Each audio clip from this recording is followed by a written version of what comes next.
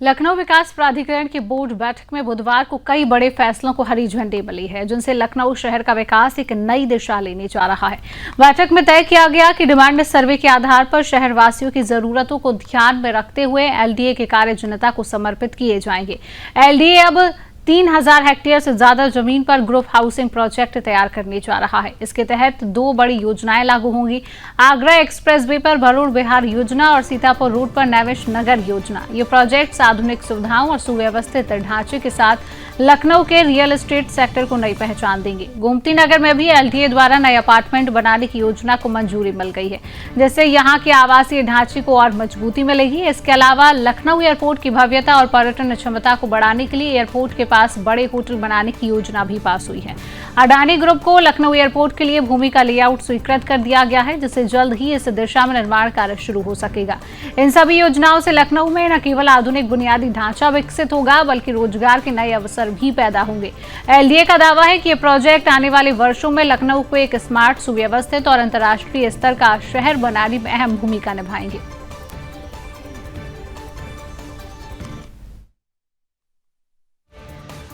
लखनऊ विकास प्राधिकरण की बोर्ड बैठक में कुछ महत्वपूर्ण फैसले लिए गए हैं और वो जानकारी साझा करने के लिए हमारे साथ एलडीए वीसी प्रथमेश कुमार जी मौजूद हैं। सर, क्या महत्वपूर्ण बैठक में निर्णय लिए गए हैं और इसमें जनता को क्या लाभ होने वाले? देखिए, सबसे महत्वपूर्ण जो मेरी समझ से बोर्ड मीटिंग में निर्णय लिया गया है वो ये है कि जो नई स्कीम्स है, हमारी जो नई आवासीय स्कीम्स हैं उसके संबंध में, तो हम लोग जैसा कि आप अवगत ही हैं कि 2 नई स्कीम्स ला रहे हैं, एक वरुण विहार और एक नैमिष नगर योजना। तो वरुण विहार हमारी जो योजना है ये आगरा एक्सप्रेसवे के पास आएगी। करीब 2000 हेक्टेयर पर ये फैली हुई है और इसमें प्राधिकरण करीब 7000 करोड़ रुपया खर्च करेगा भूमि अर्जन पे। और नैमिष नगर जो है वो हमारी सीतापुर रोड और आईएम के पास है और इसमें करीब 1000 हेक्टेयर बड़ी ये भी स्कीम है। दोनों स्कीम्स में मुख्यमंत्री शहरी विस्तारीकरण योजना के अंतर्गत हमें सरकार से भी फंडिंग मिलेगी। तो ये मेरी समझ से एक बहुत ही बड़ा निर्णय है और इस पे हम लोग आगे बढ़ेंगे। इससे प्राधिकरण को भी आय होगी और साथ में लोगों को भी आवासीय सुविधा, प्लान्ड आवासीय सुविधा मिलेगी। पहले की स्कीम में और आज की स्कीम में क्या फर्क है? जैसे फ्लैट जो पहले वाले थे, आज के जो बनेंगे फ्लैट, इनमें अंतर क्या है? किस प्रकार लाभ होगा? देखिए, ग्रुप हाउसिंग की भी हम लोग फ्लैट्स बना रहे हैं, आप उसी के बारे में बता रहे हैं। तो वो पहले जो फ्लैट्स थे वो बिना लोकेशन देखे बने गए थे और बिना डिमांड सर्वे के आधार पर गए थे। तो अभी जो हम लोगों ने फ्लैट्स प्लान किए हैं, इसके लिए हम लोगों ने डिमांड सर्वे कराया और डिमांड सर्वे में करीब हमारे पास 4000 एप्लीकेशन आई हैं और 4000 प्रत्येक एप्लीकेशन में हमने 2600 रुपया भी जमा कराया।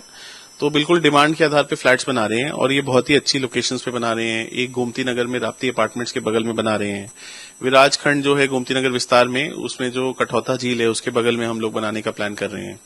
ऐशबाग हाइट्स जो हमारा बहुत ही पॉपुलर अपार्टमेंट है, उसके बगल में हमारी जमीन है, वहां पे क्योंकि ऐशबाग हाइट्स में पूरा ही सोल्ड आउट हो गया है, तो उसमें हम लोग ऐशबाग हाइट्स के एक्सटेंशन का प्लान कर रहे हैं। और साथ ही साथ बसंत कुंज में ग्रीन कॉरिडोर जहां है उसके बगल में हम लोग प्लान कर रहे हैं। तो ये बहुत ही ग्रीन बिल्डिंग्स के नॉर्म पे आधारित एक हम लोग नई पहल कर रहे हैं। तो मेरी समझ से ये अट्रैक्टिव होगी लोगों के लिए। एक आखिरी प्रश्न आपसे है, 110 एकड़ जमीन एयरपोर्ट के आसपास आप मानचित्र स्वीकृत करने के लिए योजना बनाई है। इसमें लोगों के बीच में संशय ये है कि क्या आसपास की आबादी को इसमें कोई नुकसान होगा? देखिए, इसमें मैं क्लियर करना चाहता हूं, इसमें आसपास की आबादी का कोई भी विषय नहीं है। ये बेसिकली जो एयरपोर्ट है, एयरपोर्ट के अंदर ही जो जमीन एयरपोर्ट, ये जो अभी कंसेशनर हैं अडानी एयरपोर्ट होल्डिंग्स लिमिटेड, इनको जो AAI airport authority of India से जो जमीन मिली है उसी का नक्शा पास हो रहा है। इसमें किसी भी आबादी को, वहां जो रिक्त भूमि है उसी का लेआउट पास हुआ है। यहाँ जो रिक्त भूमि है उस पे वो लोग अपना होटल और एरोसिटी टाइप का कुछ कंस्ट्रक्शन करेंगे, जिसमें वहां किसी भी तरह से आबादी को फर्क नहीं पड़ेगा और बल्कि वहां पे जो है इस तरह की कमर्शियल सुविधाएं और उपलब्ध होंगी, जिससे एक मॉडर्न एयरपोर्ट विकसित हो पाएगा।